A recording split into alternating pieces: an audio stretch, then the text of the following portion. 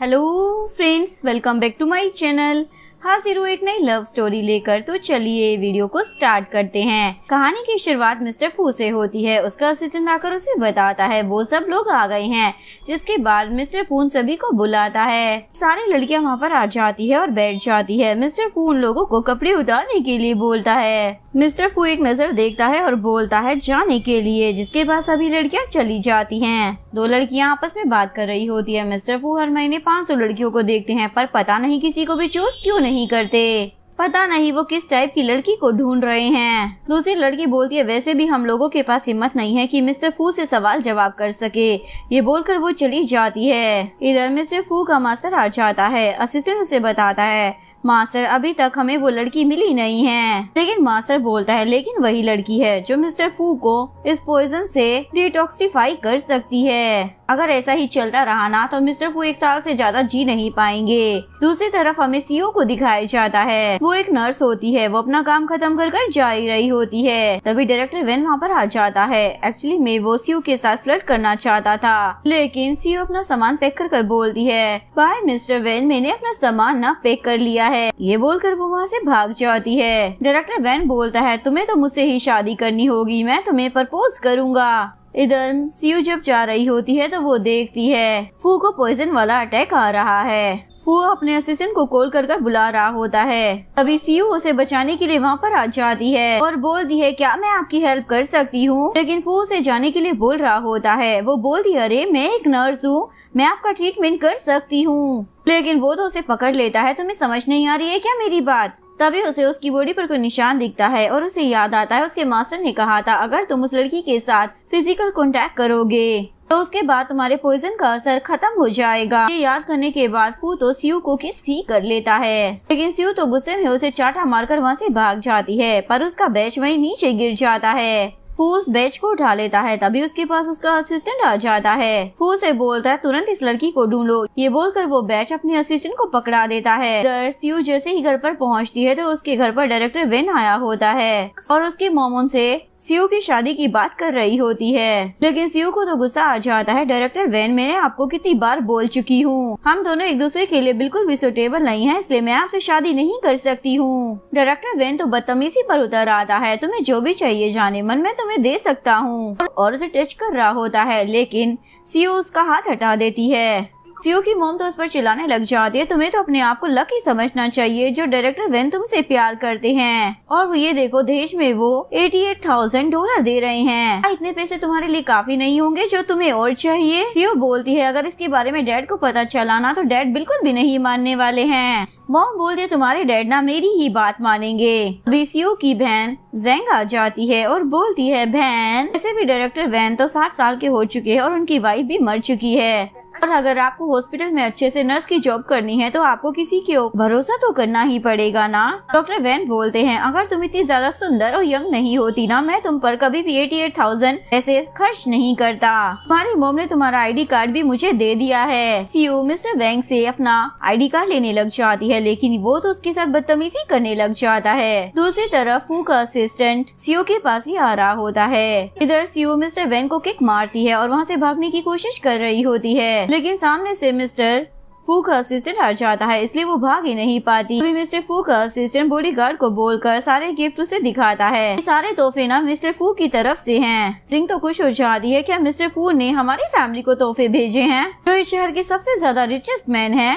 Assistant हाँ बोल देता है। तभी जिंग को याद आता है मिस्टर फू ने जब उसे देखने के लिए बुलाया था तो उसमें वो भी थी। आपको याद कर जिंग बोलने लग जाती है लगता है मिस्टर फू को पहली नजर में मुझसे प्यार हो गया है और अपनी मोम को बोलने लग जाती है मॉम लगता है मिस्टर फू ना मुझे पसंद करने लगे हैं। इस बात पर उसकी मोम तो बहुत ही ज्यादा खुश हो जाती है। मुझे तो पहले से ही पता था तुम हो इतनी ज्यादा खूबसूरत। इसके बाद जिंग सीयू को चिढ़ाने लग जाती है देखो तुम्हारी किस्मत तो फूटी है और मेरी कितनी अच्छी है। मैं बहुत ही जल्दी मिस्टर फू के घर की यंग लेडी बनने वाली हूँ। मॉम सीयू को बोल रही होती है तुम भी जल्दी से जाकर डायरेक्टर वेन के साथ मैरिज सर्टिफिकेट ले लो। सीयू बोलती है चाहे जो मर्जी हो जाए मरना क्यों ना पड़े पर मैं इस निकम्मे से शादी नहीं करने वाली हूँ। इस बात पर उसकी मॉम और बहन उसके बाल खींचने लग जाती हैं। तभी वहाँ पर मिस्टर फू भी हीरो की तरह एंट्री मार लेता है। जिंग मिस्टर फू के पास आ जाती है मैं तुमसे शादी करने के लिए तैयार हूँ। मिस्टर फू बोलता है तुम्हें कैसे पता कि मैं तुमसे शादी करने के लिए आया हूँ, और उसे धक्का दे देता है और अपने असिस्टेंट को बोलता है इसकी अच्छी खासी कुटाई कर दो। उसके बाद वो सीओ को बोलता है चलो मेरे साथ। सीओ बोलती है चाहे कुछ भी हो जाए लेकिन मैं शादी नहीं करूँगी। लेकिन फू उसे बोलता है कल शादी है इसलिए रॉयल पैलेस में तुम आ जाना। क्या तुम ये चाहती हो कि तुम्हारी स्टेप मॉम और तुम्हारी बहन तुम्हें फोर्स करे एक बुड्ढे से शादी करने के लिए? लेकिन तुम्हारे पास ना इससे भी बेटर ऑप्शन है जो कि मैं हूँ। और उसका हाथ पकड़कर उसे ले जाता है। इसके बाद मिस्टर फू फोन पर किसी से बात कर रहा होता है। वो बदला बोलता है फाइनली तुमने उस लड़की को ढूंढ ही लिया, मुबारक हो तुम्हें। शादी के बाद तुम्हें उस वुमेन के साथ इंटीमेट होना है जिसकी वजह से तुम्हारे बॉडी का जितना भी पॉइजन है डिटॉक्सिफाई हो जाएगा और उस जहर का असर पूरी तरीके से खत्म हो जाएगा। लेकिन इसके बाद वो लड़की ना मर भी सकती है। तभी सीओ मिस्टर फू के पास आ जाती है और उसे बोलती है मैं तुमसे ना कभी भी शादी नहीं करने वाली हूँ और मैं तुम्हारे साथ यहाँ पर इसलिए आई थी क्योंकि मैं डॉक्टर वेन से शादी नहीं करना चाहती हूँ। तभी मिस्टर फू उसे एक एग्रीमेंट देता है। वो देखती है ये तो मैरिज एग्रीमेंट है। वो बोलती है वैसे भी हम दोनों एक दूसरे को जानते नहीं हैं तो मैं कैसे तुमसे शादी कर लूँ, हम दोनों में एक दूसरे के लिए फीलिंग्स भी नहीं हैं, इसलिए मैं तुमसे शादी नहीं कर सकती हूँ। ये बोलकर वो उस एग्रीमेंट को रख देती है। वो बोलता है ये शादी सिर्फ 7 दिन की होगी, उसके बाद मैं तुम्हें आराम से डिवोर्स दे दूंगा और कंपनसेशन के तौर पर तुम्हें पूरे 100 बिलियन दूंगा। वो बोलती है क्यों भला? मिस्टर फू उसे सोफे पर पुश कर देता है और बोलता है अगर तुम इस एग्रीमेंट पर साइन नहीं करोगी तो मैं तुम्हारे साथ कुछ भी कर सकता हूँ और मुझे खुद नहीं मालूम कि मैं क्या करूँगा। और इवन शादी के बाद मैं तुम्हें कंपनसेशन दे तो रहा हूँ, उसके बाद तुम अपनी स्टेप मॉम की जेल से भी आजाद हो जाओगी। जिसके बाद सीओ शादी के लिए मान जाती है और उस एग्रीमेंट पर साइन कर देती है। जिसके बाद फू वहाँ से चला जाता है। सीओ के पास एक कॉल आता है तुम कहाँ पर हो, ग्रेजुएशन सेरेमनी स्टार्ट होने वाली है। तो बोलती है क्लास लीडर मुझे माफ कर दीजिए, मैं इतनी ज्यादा इम्पोर्टेंट चीज भूल गई, मैं तुरंत आती हूँ। बोलकर वो फोन कट कर देती है। इसके बाद वो सीधा स्कूल पहुँच जाती है ग्रेजुएशन सर्टिफिकेट लेने के लिए। वो सर्टिफिकेट लेने के लिए जैसे ही स्टेज पर आती है तो उसकी बहन सिंह उसका और डायरेक्टर वैन का क्लोज वाला फोटो स्क्रीन पर दिखा देती है। बोलने लग जाती है तो तुमने अपनी इंटर्नशिप इस तरीके से की है, एक बूढ़े को फंसाकर। जिसके बाद सभी लोग बातें करने लग जाते हैं। हमें तो लगा ये अच्छी स्टूडेंट है पर हमें क्या मालूम था एक बुड्ढे को फंसाकर इसने इस तरीके से अपनी इंटर्नशिप को कंप्लीट किया है। और सुना है तुम्हारी मॉम ने तो डायरेक्टर वैन के शादी का प्रपोजल को भी एक्सेप्ट कर लिया है, इसलिए तुम जाकर शादी करो और बच्चे पैदा करो। ये सारी बातें सुनने के बाद प्रिंसिपल सीओ के ग्रेजुएशन सर्टिफिकेट को फाड़ देते हैं। सभी स्टूडेंट बोल रहे होते हैं इस लड़की को तो स्कूल से बाहर निकाल दे देना चाहिए। सीओ तो रोते हुए अपने सर्टिफिकेट को उठाने लग जाती है। तभी सामने से मिस्टर फू आ जाता है। तभी लड़कियां बोलने लग जाती हैं ये तो स्कूल का हाईएस्ट शेयर होल्डर है, लगता है इसको निकालने के लिए आया है। जैसे ही मिस्टर फू अंदर आता है तो क्लास की एक स्टूडेंट बोलने लग जाते हैं मिस्टर फू आप सही टाइम पर आए हो, इस लड़की ने ना डॉक्टर वेन को फंसाकर अपनी इंटर्नशिप कंप्लीट की है, यानी कि उन्हें अपने प्यार के जाल में फंसाकर। प्रिंसिपल बोलता है मिस्टर फू आप चिंता मत कीजिए, मैं इस लड़की को तुरंत ही स्कूल से बाहर निकाल देता हूँ, इस लड़की की वजह से हमारे स्कूल की इमेज खराब हो जाएगी। लेकिन तभी फू बोलता है लगता है प्रिंसिपल को ही बदलने की जरूरत है और वो सीओ को अपने भावों में उठाकर बोलता है मैं मिस्टर फू हूँ और ये मेरे होने वाली पत्नी है मिसेस फू।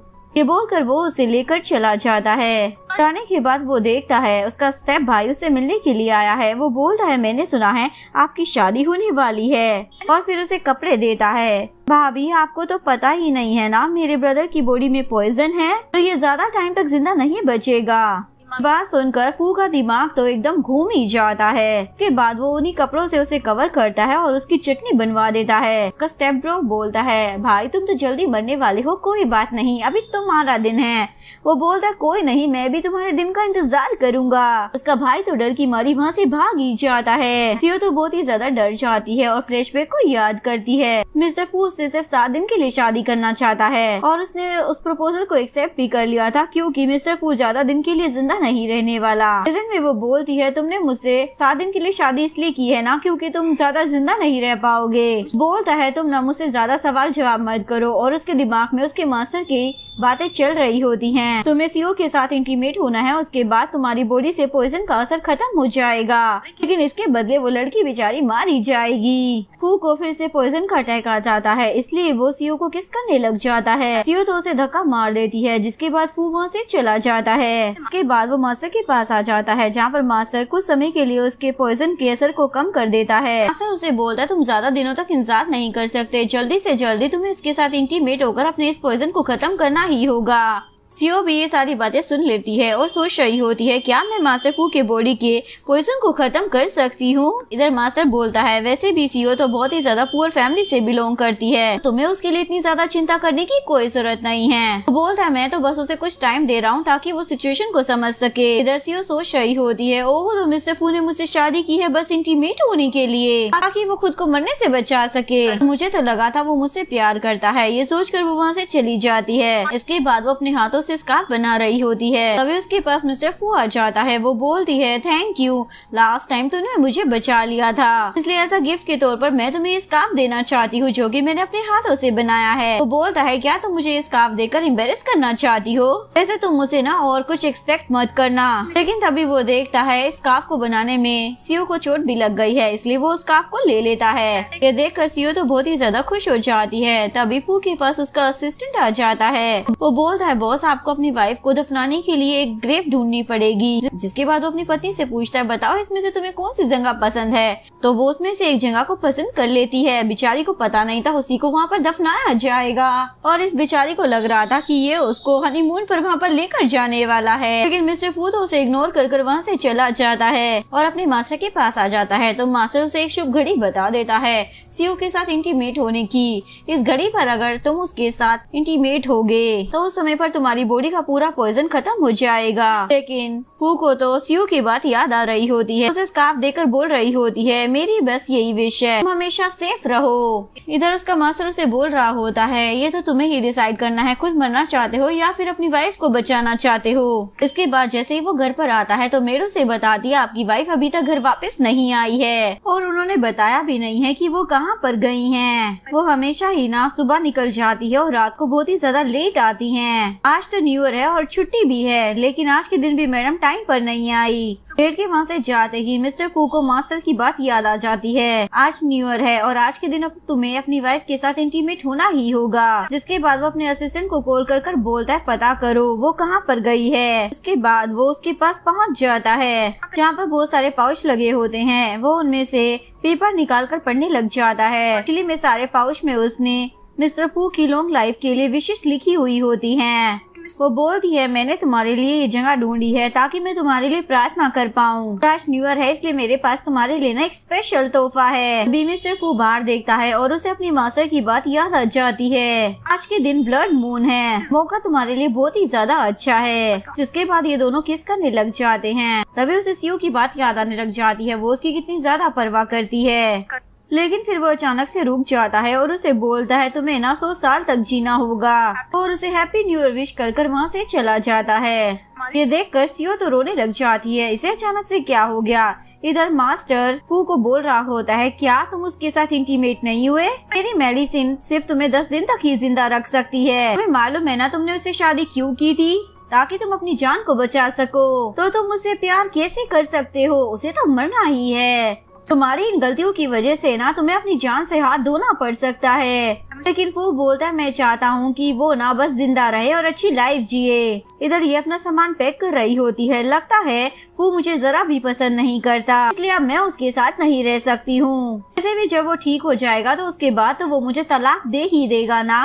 उन दोनों की शादी को 7 दिन बीत चुके थे। तभी वहाँ पर फू आ जाता है। वो बोलती है क्या हुआ, डिवोर्स पेपर लेकर आए हो ना। वैसे भी हम दोनों ने तो सिर्फ 7 दिन के लिए शादी की थी और न्यू ईयर भी जा चुका है, इसलिए तुम मुझे डिवोर्स देने के लिए आए होंगे पक्का। तुमने मुझसे शादी इसलिए की थी ना क्योंकि मेरी बॉडी में कुछ स्पेशल है, इसकी वजह से मैं तुम्हारी बॉडी को डिटॉक्सिफाई कर सकती हूँ। वैसे भी 7 दिन बीत चुके हैं, मुझे यहाँ से जाना होगा। वैसे भी तुम मुझे पसंद कहाँ करते हो। लेकिन वो उसे पकड़ लेता है और बोलता है मेरी परमिशन के बिना अगर तुमने एक टांग भी घर से बाहर रखी ना तो तुम्हारी टांगे तोड़ दूंगा।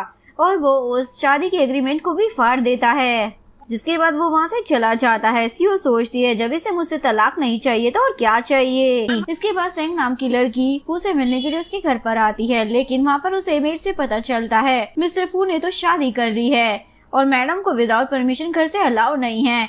ये सुनकर सेंग के तो होश उड़ जाते हैं। इधर मिस्टर फू की स्टेप मॉम अपने बेटे की मलहम पट्टी कर रही होती है। हुआ को तो बहुत ही ज्यादा गुस्सा आ रहा होता है, वो तो किसी के भी क्लोज नहीं आता था, तो अचानक से वो किसी लड़की से शादी कैसे कर सकता है। उसकी मॉम बोलती है लगता है अपने जहर के असर को खत्म करने के लिए उस लड़की से शादी किया है। ये सारी बातें सेंग ने भी सुन ली होती है और सोचती है अच्छा तो फू इसलिए उस लड़की से शादी कर रहा है। हुआ के पास आती है, हुआ से पूछता है तुम यहाँ पर क्या कर रही हो। वो बोलती है मैं तो मिस्टर फू से मिलने के लिए आई थी, लेकिन मुझे पता चला उसने तो शादी कर ली है। और बोलने लग जाती है मिस्टर फू ऐसा कैसे कर सकता है, और गुस्सा करने लग जाती है। लेकिन स्टेप मॉम बोलती है गुस्सा मत करो, मुझे अच्छे से मालूम है कि तुम फू को पसंद करती हो, इसलिए हम लोग तुम्हें सपोर्ट करेंगे और तुम्हें मिसेस फू बनोगी। ये सुनकर सेंग तो बहुत ही ज्यादा खुश हो जाती है। नेक्स्ट सीन में सीओ घर में लगेज देखकर पूछती है आंटी ये सेंग कौन है। फिर बताती है वो लिन फैमिली की एल्डर डॉटर है और वो मिस्टर फू को ना बहुत ही ज्यादा पसंद भी करती है,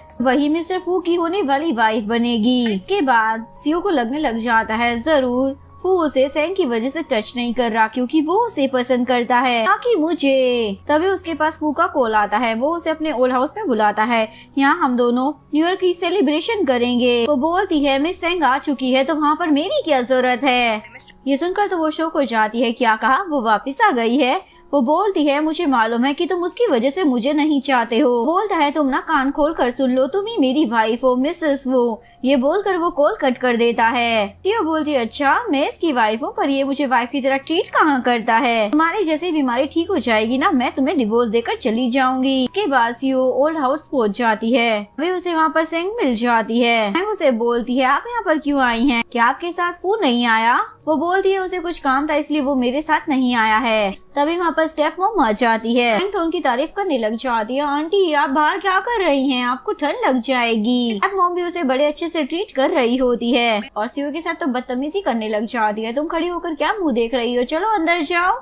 जैसे ही वो अंदर आती है तो फू की फैमिली के लोग होते हैं, सभी लोग सेंग के साथ तो बड़े अच्छे से बात कर रहे होते हैं, लेकिन सीओ की तो बहुत ही ज्यादा इंसल्ट कर रहे होते हैं। बेचारी को नीचा दिखाने का कोई भी मौका नहीं छोड़ रहे थे। सेंग बोलती है ये ना मिस्टर फू की वाइफ है। तभी स्टेप मॉम उसे अपने पास बिठा लेती है और मॉम उसे बोलती है अब जब तुम फू की वाइफ बन चुकी हो तो तुम्हें हमारे फैमिली के तौर तरीके भी पता होने चाहिए और हमारे परिवार के रिवाज के अकॉर्डिंग तुम्हें हम तीनों को चाय सर्व करनी होगी। स्टेप ब्रदर उसे चाय का कप दे रहा होता है पर जानबूझकर चाय उसके हाथ पर गिरा देता है। इस वजह से उस बेचारी के हाथ से वो कप नीचे गिर जाता है। इसके बाद सभी लोग सीओ को डांटने लग जाते हैं, तुम फू फैमिली की बहू हो फिर भी एक छोटा सा काम नहीं कर पाई, हमारे रिवाज आगे कैसे ही निभाओगी। इसके बाद वो दोबारा से कप देता है और इस बार वो उसका हाथ पूरी तरीके से जला देता है। तब स्टेप मॉम उसे बोलने लग जाती है तुम्हें मिस्टर फू के अंकल को ना नील डाउन होकर ग्रीट करना होगा। जैसे ही वो नील डाउन होने के लिए जाती है तो वो देखती है वहाँ पर जो पिलो रखा है उसमें कीले हैं जो उसके पैर में चुभ जाते हैं।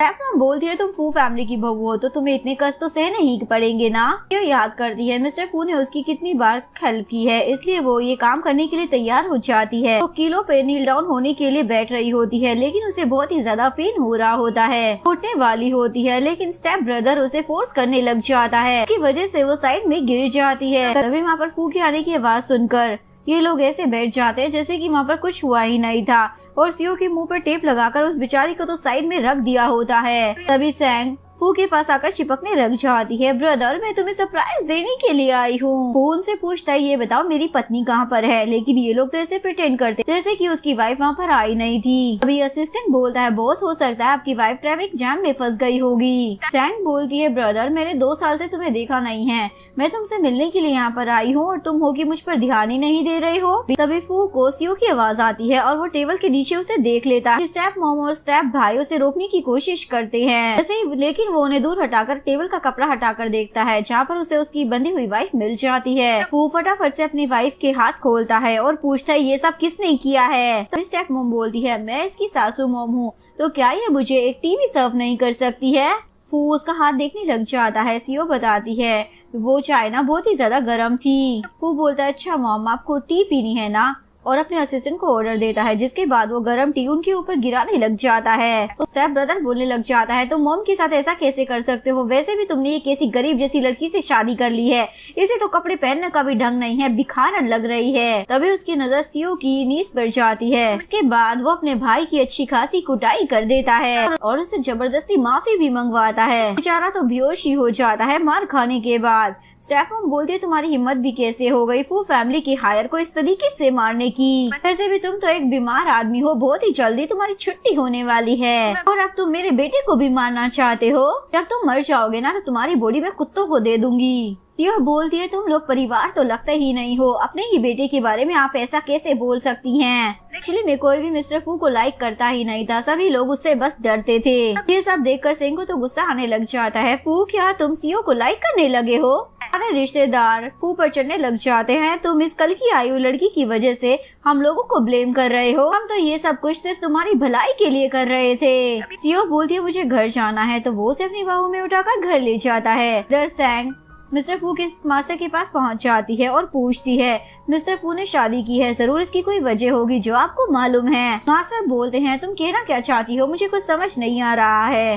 बोलती है, मुझे यहाँ पर मिस्टर फू ने ही भेजा है। जिसके बाद मास्टर उसे सारी बात बता देता है कि उसने सीओ के साथ शादी क्यों की थी। अगर वो उसके साथ इंटीमेट हो जाएगा तो उसके बाद उसकी बॉडी से पॉइजन का असर भी खत्म हो जाएगा। लेकिन मिस्टर फू ने सडनली अपना माइंड चेंज कर लिया, अब वो उस लड़की को बचाना चाहते हैं। सेंग बोलती है, क्या अगर वो उसके साथ इंटीमेट हो जाती है तो क्या वो मर जाएगी? मास्टर उसे एक दवाई दिखाता है, अगर इस दवाई को खाने के बाद वो दोनों इंटीमेट होते हैं सिर्फ वो तो ठीक हो जाएंगे, लेकिन सीओ की डेथ हो जाएगी। सेंग बोलती है, मास्टर आपको तो अच्छे से पता है मैं और फू बचपन के दोस्त हैं, इसलिए आप मुझे ये पिल्स दे सकते हैं। मास्टर को भी उसकी बात पर यकीन हो जाता है और वो उसे दवाई दे देता है। इधर फू सीओ को लेकर घर आ जाता है और उसकी पैर की चोट पर मलहम पट्टी कर रहा होता है।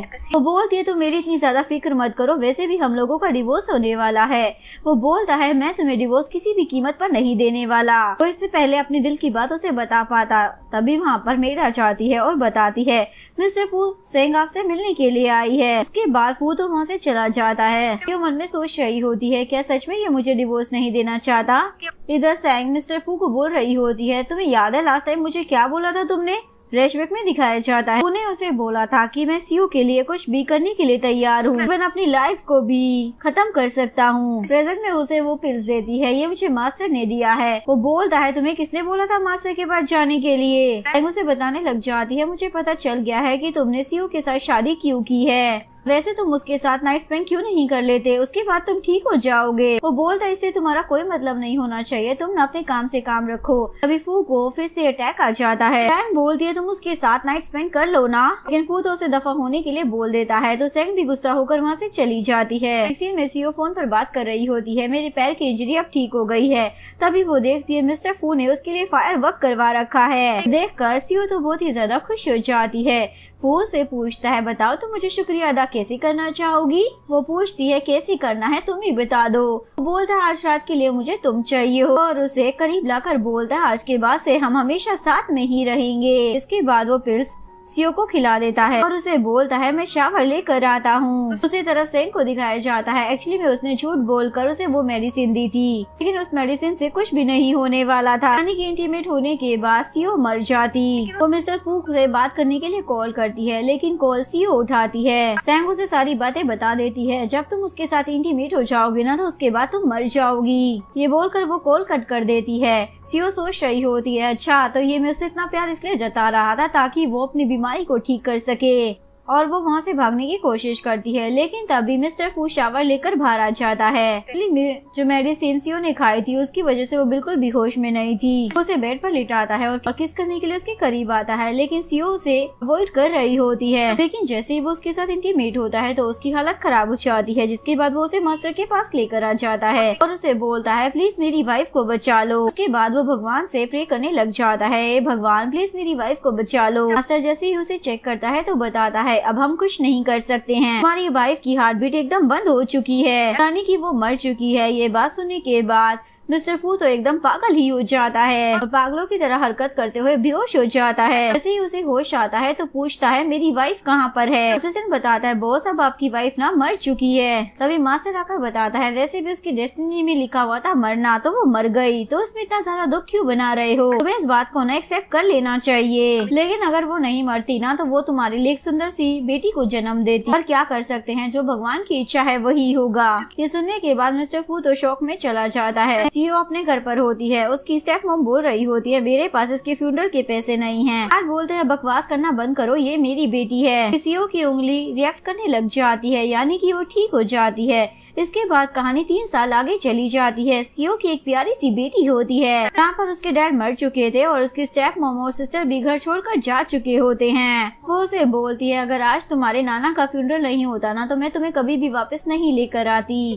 तभी लीमो बोलती है मॉम डैड से मिलना है। वो बोलती है मैंने तुम्हें कितनी बार बोला है कि तुम मेरे सामने अपने डैड का ना ही नाम लोगी और ना ही उसका कोई जिक्र करोगी। जैसे ही वो अपनी बेटी को हक करती है तो वो बेहोश हो जाती है। इसके बाद उसे हॉस्पिटल लेकर आया जाता है। डॉक्टर लीमो से उसके डैड के बारे में पूछने लग जाते हैं। लीमो तो रोने लग जाती है मेरे डैड नहीं है। इसके बाद डॉक्टर सीओ को देखने के लिए अंदर चला जाता है। इसके बाद लीमो पैसे लेने के लिए अपनी मॉम का लगेज खोलती है, लेकिन उसमें ओनली 500 युआन ही होते हैं। बोलती है ये पैसे तो बहुत ही ज्यादा कम है, मैं मॉम का ट्रीटमेंट कैसे कराऊंगी। तभी उसे एक फोटो मिलती है। वो सोचती है जरूर यहाँ पर मेरे डैड का घर होगा, मैं वहीं जाकर डैड से अपनी मॉम के लिए पैसे ले लूंगी। इधर मिस्टर फू को दिखाया जाता है जहाँ पर सीओ के लिए पाउच बांधकर उसके लिए प्रे किया करती थी। वो बोलता है कितने साल बीत चुके हैं, तुम अभी तक वापस नहीं आई हो। मास्टर ने बोला था हम दोनों की डेस्टिनी में एक बेटी लिखी है, मैं उसे देखना चाहता हूँ। एक्चुअली में फू को बिल्कुल भी यकीन नहीं था कि उसकी बेटी और वाइफ मर चुकी है। वो पेपर पर लिख रहा होता है जब तुम आ जाओगी ना तो मुझसे मिलने के लिए जगह पर आना। लिखकर वो उस पाउच में रख देता है। वो अपनी बेटी के लिए एक पेंडेंट भी रख देता है।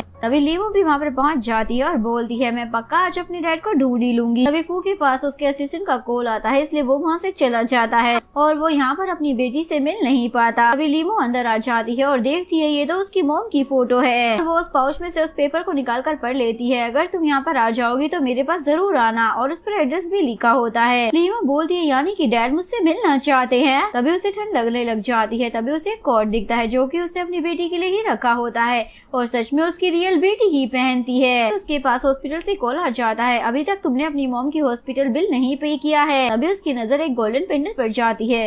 वो सोचती है जरूर डैड ने ये मेरे लिए ही रखा होगा। उसके बाद वो उसे लेकर हॉस्पिटल में चली जाती है। मिस्टर फू यहाँ पर वापस आ जाता है और देखता है ना यहाँ पर वो कोट है और ना ही पेंडेंट है। अपने असिस्टेंट को कॉल कर बोलता है चोर का पीछा करो जिसने मेरा सामान चुराया है। बेचारे को कहाँ पता था उसकी रियल डॉटर ही उसका सामान उठा कर लेकर गई है।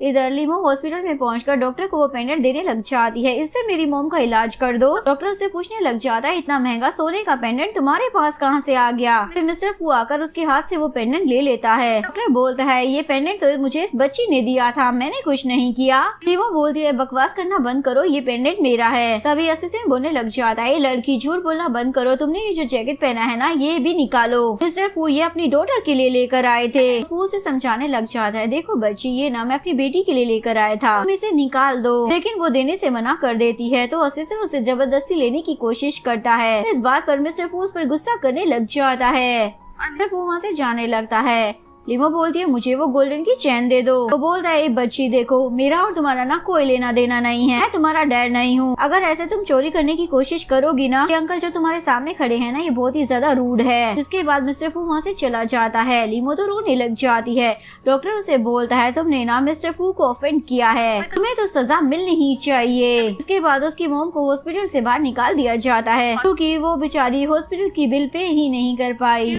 लीमो तो रोने लग जाती है मॉम मैं आपको ऐसे मरने नहीं दूंगी। दूसरी तरफ फू सीओ की फोटो के पास जाता है और बोलता है मुझे माफ करना, लड़की तुम्हारा पेंडेंट चुरा कर ले गई पर दोबारा ऐसा नहीं होने दूंगा। दूसरी तरफ डॉक्टर और नर्स आपस में बात कर रहे होते हैं। उस बच्चे की हिम्मत तो देखो, उसने मिस्टर फू का सामान ही चोरी कर लिया। तभी पीछे से सेंगे सारी बातें सुन रही होती है और पूछती है किसने मिस्टर फू का सामान चोरी कर लिया था। डॉक्टर से बोलता है क्या तुम्हें सब कुछ पता है। वो बोलती है नहीं बस ऐसे ही पूछ रही थी, और पूछने लग जाती है उस बच्ची की मोम का नाम क्या है। तभी उसे वो उसकी मोम के ID कार्ड दे देता है, जिससे उसे पता चल जाता है उस बच्चे की मोम और कोई नहीं सीओ है। दूसरी तरफ सीओ अभी भी बेहोश होती है और उसकी बेटी उसका ध्यान रख रही होती है। वो बोलती है मॉम आप चिंता मत करो, मैं डैड को यहाँ पर लेकर आती हूँ। जिसके बाद वो उसी जगह पर जाती है और देखती है उसके डैड तो वहाँ पर नहीं है। जिसके बाद फिर से उसकी नजर उस गोल्डन चेन पर जाती है। तभी वहाँ पर मिस्टर फू आ जाता है। वो बोलती है डैड। वो बोलता है तुमने अभी मुझे क्या कहकर बुलाया। वो बताती है मैं आपकी बेटी हूँ, और वो उसे अपनी मोम का नाम बताने ही वाली होती है, लेकिन तभी वहाँ पर सेंग टपक जाती है। वो उसे पूछता है तुम यहाँ पर क्या कर रही हो।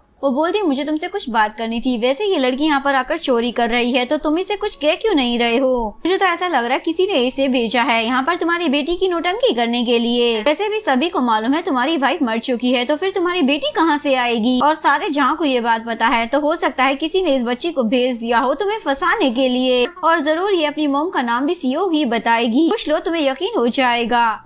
जिसके बाद फू से उसकी मोम का नाम पूछता है तो वो सच में उसे सीओ बताती है। मिस्टर फू से बोलता है बच्चे ये सब कुछ तुम्हें किसने सिखाया है। वो बोलती है मुझे कौन सिखाएगा, सच में मेरी मोम सीओ ही है और उनका यही नाम है। फोटो दिखाकर बोलने लग जाती है देखो ये मेरी मोम है। फू से फोटो लेने लग जाता है तो उससे फोटो खींच रही होती है, और इस चक्कर में वो फोटो फ्रेम ही टूट जाता है। उसके बाद वो उसे एक चाटा धर देता है तुम्हारी हिम्मत कैसे हो गई मेरी वाइफ की फोटो को तोड़ने की। लीमो फोटो को उठाने के लिए जाती है पर उसके हाथ पर कट लग जाता है। मिस्टर फू से रोक कर बोलता है दोबारा अपना ये थोपड़ा लेकर ना मेरे सामने कभी मत आना।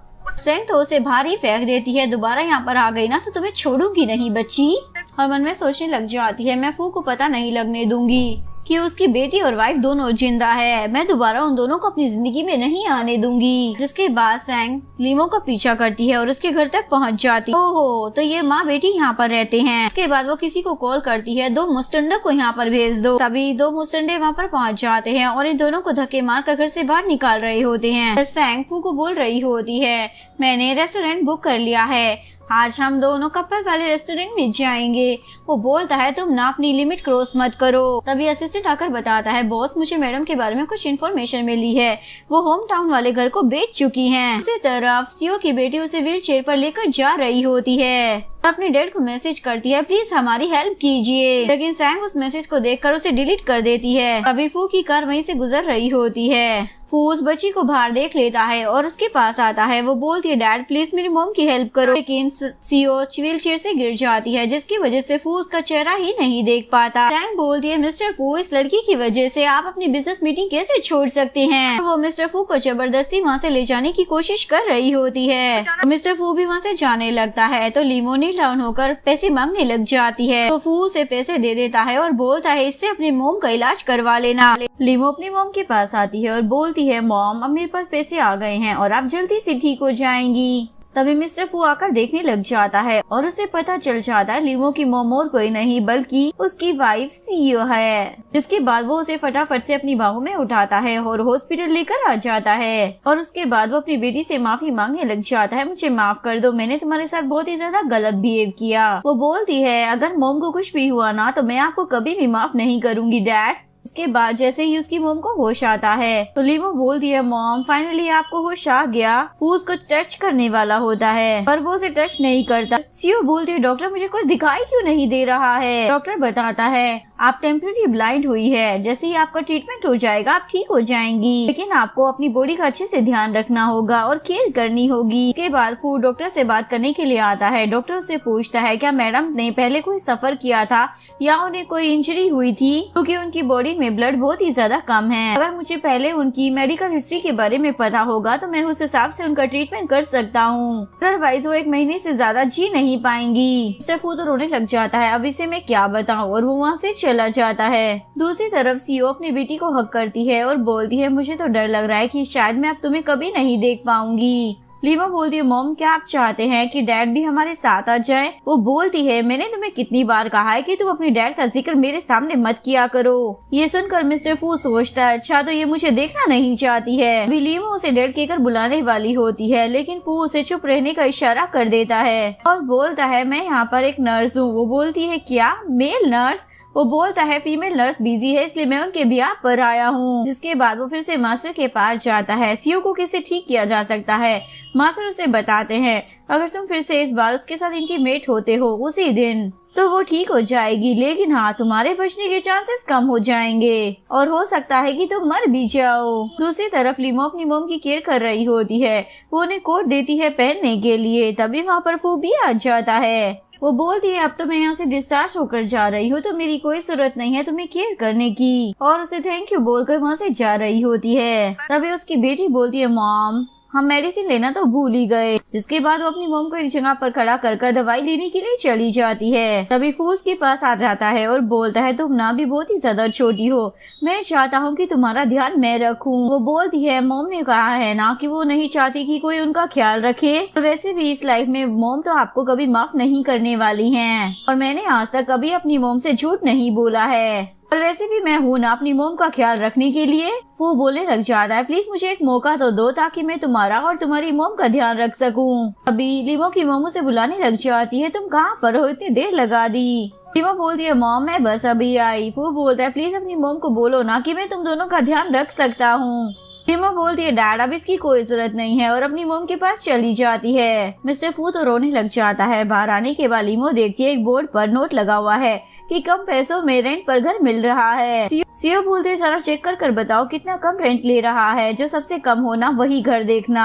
वो बोलती है मॉम ओनली 1000 एक महीने का ले रहा है। सीओ बोलती है लेकिन तुम्हारी मोम के पास तो बस 500 युआन ही है। एक लड़की आती है और वो लीमो को एक पैम्पलेट देती है। इसमें लिखा होता है अगर तुम अपने पेरेंट्स के साथ इस कंपटीशन में पार्टिसिपेट करोगी तो तुम 2 लाख युआन जीत सकती हो। पढ़कर वो अपनी मोम को बताने लग जाती है और दोनों माँ बेटी बहुत ज्यादा खुश होने लग जाती हैं और बोलती है मॉम अगर ये पैसे हम जीत जाएंगे तो इससे आपकी आंखों का ट्रीटमेंट भी हो जाएगा। दूसरी तरफ वो का असिस्टेंट उसे बताता है सीयू के साथ जो कुछ भी हुआ था वो सब करने वाली सैंग है। उसने ही आपको वो दवाई दी थी कि वो ठीक हो जाएगी, लेकिन उसके बाद उनकी हालत खराब हो गई तो फू सीओ को वहाँ पर बुला लेता है। सैंग आकर रोने लग जाती है मुझे माफ कर दो, मुझे लगा तुम ठीक हो जाओगे इसीलिए मैंने तुमसे झूठ बोला। फू बोलता है तुम्हें मालूम भी है मेरी लाइफ से ज्यादा इम्पोर्टेंट है वो, और तुमने उसी को मारने की कोशिश की है, क्योंकि जब मैं उससे मिला था ना वो मेरे लिए किसी एंजल से कम नहीं थी। जिसके बाद वो अपने असिस्टेंट को ऑर्डर देता है इसे सबक सिखाओ। उसके बाद फू बोलता है मेरी वाइफ और बच्ची के लिए घर का इंतजाम करो। असिस्टेंट बताता है मैंने सब कुछ अरेंजमेंट कर दिया है,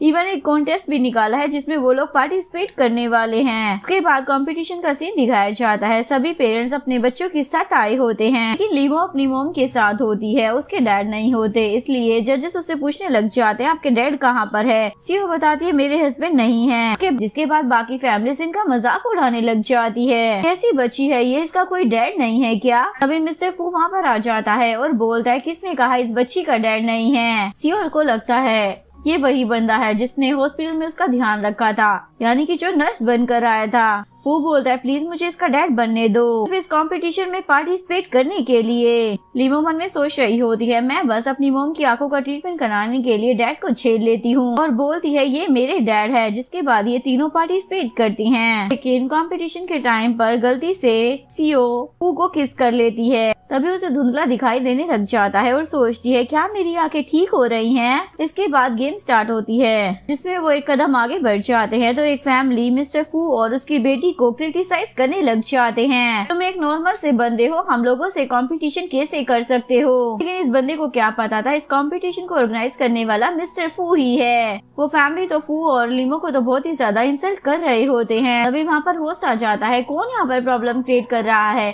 तो वो फैमिली मिस्टर फू की तरफ फिंगर करने लग जाती है, इसे यहाँ से निकाल दो।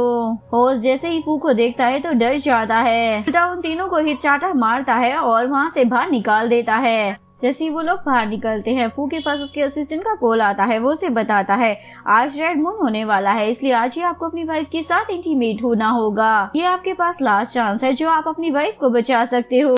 इसके बाद मिस्टर फू से झूठ बोल देता है इस कंपटीशन के लास्ट स्टेप में हमें फैमिली शूट करना होगा। सीओ बोलती है क्या हमें ये सब कुछ भी करना पड़ेगा। वो बोलता है हाँ अगर कंपटीशन जीतना है तो करना ही पड़ेगा। इसके बाद ये तीनों मिलकर खाना खा रहे होते हैं। फू सीओ की वाइन में कोई मेडिसिन मिला देता है और वाइन पीकर रोने लग जाता है। मैं चाहता हूँ कि बस तुम दोनों अच्छे से रहो। जिसके बाद रात को वो सीओ के साथ रोमांटिक नाइट स्पेंड करता है। नेक्स्ट मॉर्निंग जैसे ही सीओ उठती है तो बहुत ही ज्यादा खुश होती है। मैं उस बंदे के बारे में इतना ज्यादा क्यों सोच रही हूँ। इधर वो अपनी बेटी को समझा रहा होता है, मुझे माफ करना, मेरे पास इतना ज्यादा टाइम नहीं है कि मैं तुम्हें स्कूल ड्रॉप कर आऊँ। ड्राइवर तुम्हें स्कूल छोड़ आएगा क्योंकि तुम्हारे डैड घर पर रहकर तुम्हारी मॉम की देखभाल करना चाहते हैं। और लास्ट टाइम उसे अच्छे से हक कर बाय बोल रहा होता है क्योंकि उसे डर था शायद इसके बाद वो कभी अपनी बेटी से मिल ही नहीं पाएगा। तभी सीओ वहाँ पर आ जाती है और बोलती है, मिस्टर फू तुम यहाँ पर क्या कर रहे हो? फू तो उसे देख कर शौक हो जाता है। सीओ से चाटा मार देती है, और तो तुमने मेरे साथ कल ये सब किया था, मैं ना तुम्हें कभी भी माफ नहीं करने वाली। फू से अपनी एक्सप्लेनेशन देने लग जाता है, लेकिन सीओ तो वहाँ से चली जाती है और फू को फिर से पॉइजन वाला अटैक आने लग जाता है और उसे सीओ के साथ बिताए हुए पल याद आ रहे होते हैं और मरने से पहले बोल रहा होता है, मैं चाहता हूँ कि तुम मेरे बारे में भूल जाओ और अपनी जिंदगी की एक नई शुरुआत करो। नेक्स्ट सीन में दिखाया जाता है लीमो अपनी मोम को उस जगह पर लेकर आती है जहाँ पर मिस्टर फू उसके लिए विशेष लिखा करते थे। सीओ पूछती है, तो मुझे यहाँ पर क्यों लेकर आई हो? लेकिन उसकी बेटी उसे अंदर लेकर आ जाती है और याद करती है पहले वो मिस्टर फू के लिए वहाँ पर विशेष लिखा करती थी। जिसके बाद वो भी पाउच खोलकर देखने लग जाती है जिसमें मिस्टर फू ने सीओ और अपनी बेटी के बारे में लिखा होता है और हमेशा विश करता था कि उसकी वाइफ और उसकी बेटी उसे वापस मिल जाए। ये सब पढ़कर सीओ तो बहुत ही ज्यादा सैड हो जाती है। तभी वहाँ पर मास्टर आ जाता है और बोलता है, तुम मिसेस फू हो ना? वो बोलती है, मेरा और उसका कोई लेना देना नहीं है। मास्टर उसे बताने लग जाता है, मिस्टर फू तुमसे बहुत ही ज्यादा प्यार करते थे, वो तो सैंग थी जो उसने मिस्टर फू और तुम्हें धोखा दिया अलग करने के लिए। उसने मिस्टर फू को दवाई दी ये बोल कर कि इस दवाई को खाने के बाद तुम ठीक हो जाओगी, इसीलिए मिस्टर फू ने वो मेडिसिन तुम्हें दी थी। उसे तो पता भी नहीं था कि तुम्हारी हालत खराब हो जाएगी और तुम जब बीमार हो गई थी ना तो तुम्हें ठीक करने के लिए उसने यही तरीका अपनाया था। शायद भगवान ने यही डेस्टिनी लिखी है कि तुम दोनों में से बस एक ही जिंदा रह सकता है, इसलिए मिस्टर फू ने इस बार अपनी जिंदगी ना तुम्हारे लिए सेक्रीफाइस कर दी। साथ ही वो उसे एक पाउच देता है, ये मिस्टर फू ने तुम्हारे लिए दिया है जिसमें उसमें सीओ और उसकी बेटी के लिए गुड विशेस लिखी हुई होती है। जिसके बाद वो अपनी बेटी को हक कर रोने लग जाती है। मिस्टर फू अपने आप को इतना ज्यादा स्ट्रॉन्ग दिखाता था पर अंदर से वो बहुत ही ज्यादा कमजोर दिल का था। उसके बाद जैसे ये दोनों माँ बेटी बाहर आते हैं उसे मिस्टर फू जिंदा दिखाई देता है, यानी कि वो मरा नहीं था। ये देखकर सीओ तो बहुत ही ज्यादा खुश हो जाती है और यहीं पर इस कहानी का डी एंड हो जाता है। अगर आपको वीडियो अच्छी लगी हो तो प्लीज वीडियो को लाइक करें, चैनल को सब्सक्राइब करें, न्यू अपडेट्स के लिए बेल आइकन का बटन प्रेस करें। मिलते हैं नेक्स्ट वीडियो के साथ, तब तक के लिए सारांगे, बाय बाय।